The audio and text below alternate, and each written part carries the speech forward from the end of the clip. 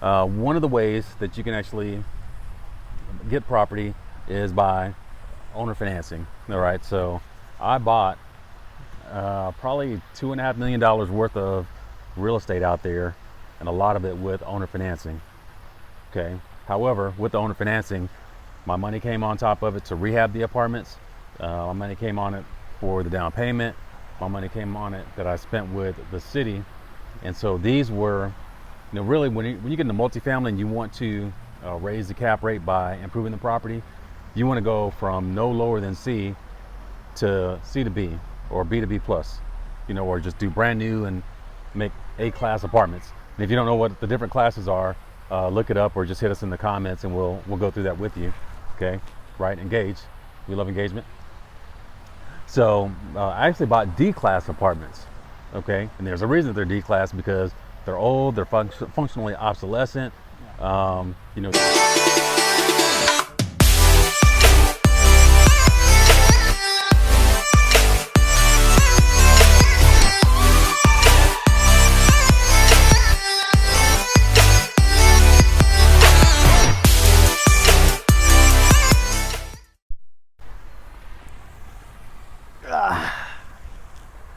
right, welcome back to another episode of Finance with Phil. We are here with the man himself, Terrence from Atlanta and Town Investors Association. T-Smooth in the house. And so today we're going to be doing another episode of entrepreneurship horror stories. We've talked about this a couple of different things, but there was still always this story that I've been hinted to. So this is the first time I'm getting to hear it as well, about the $1 million left in Memphis. Why do you want to bring that up, man? That stings. That stings. So tell us a little bit about, well, I guess you can give us some background about what you kind of do, the kind of space that you work in. You guys will see him a lot, like, as you go doing stuff. Go and check out the channel for Atlanta and Town Investors as well. We will put that stuff in the description. This will go on YouTube, Facebook, whatever else, but great quality content coming. Anyways, give the people some background about the different stuff that you do and how in the heck you lost $1 million or left it there to it's just sitting there in Memphis. Oh, it's waiting still for sitting there. somebody to come pick it up. It's still sitting. All right. Oh, yeah, Hey, might want to figure out where in Memphis this is at, right? You just might. Bring me my cut though. Okay, all right, we got you. So what do you do? Tell the people what you do and what do you love about life? Man, life is really good right now. I mean, it's good to be able to laugh about leaving $1 million in Memphis, but it doesn't start like that from the very beginning. So what I would say to everybody is, whenever you're getting started, just stick with it. You're going to take some bumps and some bruises. Get with somebody that knows a little bit more than you. Partner with some people that can actually spread out some of the risks, so it's not all on you. But you're going to get some bumps and bruises. And hey, it's life. That's what winners have to deal with. All right. The quarterback gets sacked every once in a while. The quarterback gets knocked down on his butt. But you know what? They still come away with championships. So that's what we aim to do over here. So that being said, I've been a real estate investor for 20 years, and I've always tried to notch it up, move it up a notch, every so often, going from tax lien certificates to rental homes to now people do Airbnbs, which I'm kind of starting to do some of that maybe, or something very similar, just to kind of see how it works out, because I think the margins are supposed to be better, but who knows, we'll see. But a while back in 2010, I started investing in apartment buildings, and that's a really lucrative business if you do it right. If you get, a C-class apartment and you make it a B-class apartment, then, you're good to go. Or a B-class apartment, you make it to, B-plus apartment. You can't really make it an A-class apartment. You're really, you're on the way up to making some really good money. So as a novice, my personality, I think I'm smarter than everybody else, right? And guess what? I'm a smart guy, but I'm not smarter than everybody else. Sometimes it works out for you and sometimes it doesn't. Well, this is one of the times that it actually kicked me in the butt, because I was going to one of these gurus conferences where they're talking about multifamily millions and multifamily this, which I hear a lot of people talking about that right now. It seems like it cycles every 10 or so years, where people, I'm not doing single family homes, I'm doing multifamily. And I only look at multifamily. Okay, great. So I started looking at LoopNet and CoStar, which are some listing sites that show you different commercial properties. Okay. Even though apartment buildings they're residential, they're still considered commercial, and you get commercial loans on them. So, Okay. anyways, fast forward. So I talked to one of the gurus, and he was telling us about one of the cities that he was in. And look here, Chattanooga's growing because of the VW plant, blah, blah, blah. We're over here in Dallas because this, that, and the other. And I said, well, I'm looking at Memphis. And the reason I'm looking at Memphis is because Delta Airlines has a hub there. They spend a lot of money opening up that hub, and they've got a lot of traffic coming in and out of there. So that's where I want to go, to Memphis. And he kind of looked at me sideways, and he was like, well, yeah, do you really want to do that? Because Memphis is a tougher market. And I'm like, well, this is a white guy telling me that Memphis is a tougher market. I'm like, I'm black, I understand. I'm not afraid of black people, yada, yada, whatever. He was right. I mean, yeah, Memphis, no shade. Love the city. It's got a lot of vibrancy. It's got a lot of character, etc. Barbecue. Yeah. Barbecue Well, and it's not Texas barbecue, but Oh. it is barbecue. I will say that. Hey, man, I'm partial to it.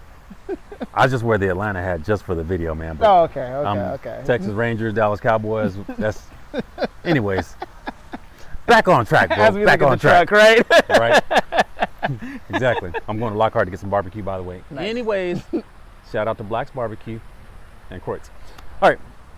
So I was like, yeah, man, Memphis is not going to be that bad. I'm used to, a hood-ish market, what have you. So one of the ways that you can actually get property is by owner financing. All right. So I bought probably $2.5 million worth of real estate out there, and a lot of it with owner financing. Okay. However, with the owner financing, my money came on top of it to rehab the apartments. My money came on it for the down payment. My money came on it that I spent with the city. And so these were, really when you get into multifamily and you want to raise the cap rate by improving the property, you want to go from no lower than C to C to B or B to B plus, or just do brand new and make A-class apartments. And if you don't know what the different classes are, look it up or just hit us in the comments and we'll go through that with you. Okay, right? Engage. We love engagement. So I actually bought D-class apartments. Okay, and there's a reason they're D-class because they're old, they're functionally obsolescent. There are other black eyes on there that people don't want to. It's just not really a great rental market. But young, entrepreneurial, I had vision. This is what it's going to look like. We're going to go from this to this, and we're near the college, so near Memphis State. So we're going to have college students in there and charge above average rents because it's going to have, the newest Wi-Fi and security and this and that and the other. Man, I put all that money there. The problem was, even though I was an out-of-state investor, the contractor was garbage, man. And I tell people this a lot.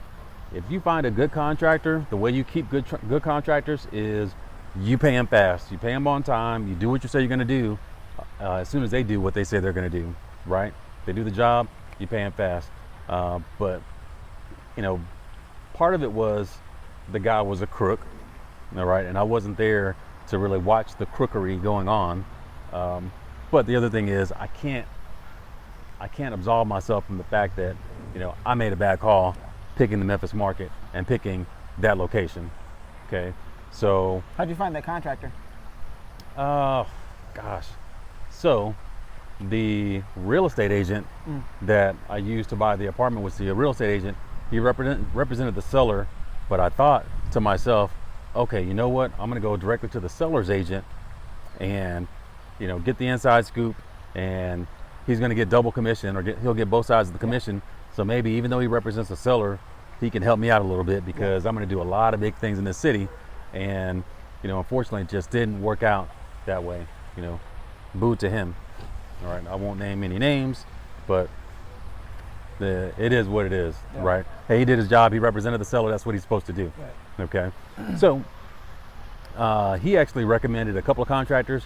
One of the contractors said, nah, we don't really do that type of work over there, which was a hint, number one, to me. And then the second guy was like, well, yeah, sure, I'll take your money. A fool and his money are soon parted. So, hey, I'll take it on the chin on that one. Definitely get it, understand it. But, the good thing is, like I said, as an entrepreneur, you're going to have your hiccups, you're going to have your bumps in the road. To be able to recover from $1 million mistake, that says a lot. I'm not looking to make any more of those.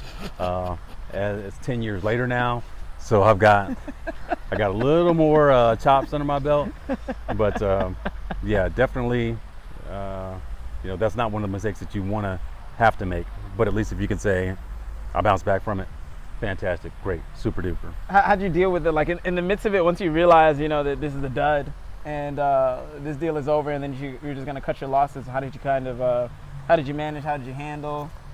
After going through several property managers that I just burned them out with the type of folks that were in the apartments, that because we could only get a certain caliber of people that were in the apartments. Because they were D-class, right? Yeah, it was D-class. Yeah. We didn't do very well with that, so I burned through 3 of them where they were just entirely burned out. Right.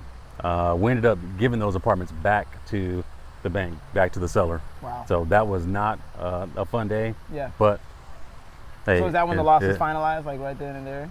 Yeah. I mean, they kept the down payment that I put in. Of course, I put money on top of it. So of course they keep that money as well. And I guess they auctioned it off or they did something with it. But hey, like I said, it was just an L that I took. It was a big old L. Hopefully, but now there's nothing but W's, right? Well, for the most part, there's always going to be minor L's, mitigated L's now. No more $1 million L's. Exactly. That's a fat one. Yeah. You can put that all over. Yes. So I tell everybody, if you're going to take big risks, make it no more than 5% of your portfolio. So that was not 5% of my portfolio. It was a lot larger than that, but it was still a good chunk. But it wasn't everything that I had. But it was good enough to make me think twice before I just rush off into some D-class apartments, which I highly don't recommend. And you should be well capitalized if you're going to be in the multifamily game. Yeah. I probably wouldn't buy anything under $5 million. We were looking at $3 to $5 million properties, but probably $5 million at this point is the lowest of where you would go, and maybe $100,000 per door is what I would target if I were to be in that space again. But right now I prefer to do new development, and for what I'm going to do, most likely we'd be spending even bigger dollars than that. So I'm holding off building up the portfolio and working with some soon to be portfolio managers in the near future. So yeah, so that's the story of $1 million up in Memphis. Don't be that guy. You might want to be that guy though. Don't be that guy in that moment. Don't be that guy in the moment back then. Be the 2020 Terrence. Shoot, you can be the 2012 Terrence and be better off than what that was. But it takes 2010 to make 2012 though. I guess so. Because if you wouldn't have had that mistake, imagine if it would have been a like hard a head makes $5 us all million behind, so $1 million loss makes a multi-million-dollar deal. Okay, gotcha. There you go. I feel you. Mitigate your risk. Talk to some people that do what they do. I'm learning a lot from this guy. I'm excited to get into one of my first development deals as well. And that's how you're able to do it better. But the same way he's talking about, just like mitigating your risk and losses amongst other people, going in with other investors, having that conversation with people, having stuff always written out in a contract. Always, never just hey, let's all just gather, right. 300,000. Everyone just send me 30K, cash at me 30K, even though you can't cash at that man. Wire me to 30K, etc. You might have a paper trail. You can't cash out 30K? Got one on my other phone. Let me try that real quick. All right. You so the Cash App. Wait, name, you send me the 30K. No. Other way. I think mine's broken. Let's see. It let me type in 30,000. Oh hell! It might. Send. I really thought they had a cap of, I was assuming, of $2,000 or $3,000. But you know what? You do see those people that post that they're sending 8,000 at a time. I thought it was a 10K mark at least. But yeah, so apparently if you'd like to try to send $30,000, by all means, Terrence LAX, yes. $ Philip K2, yes. PHILLIP K2. Feel free to send that over. We will do something great with your money. Awesome. All right, we'll catch you guys next time. All right, sounds good. See you at the top.